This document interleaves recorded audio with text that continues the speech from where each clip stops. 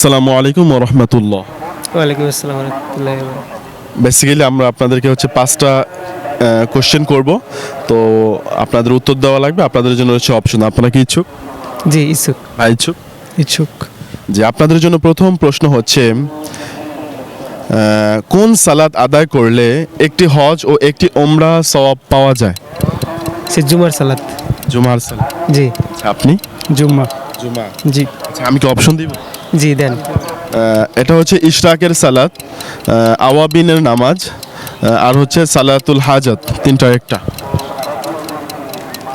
আবার বলেন তো। ইশরাকের সালাত, আর হচ্ছে আওয়াবিনের সালাত, এবং হচ্ছে সালাত হাজতের সালাত।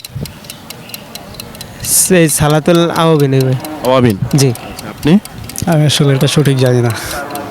আচ্ছা, প্রিয় দর্শক, আমরা দেখতে পারতেছি বেসিক্যালি ভাইরা যে উত্তরটি দিয়েছে, উত্তরটি হবে হচ্ছে ইশরাকের নামাজ। আমরা যে ফজরের যে নামাজের পরে যে সূর্য ওঠার পরে যে নামাজটা পড়া হয়, জি এই নামাজটাই।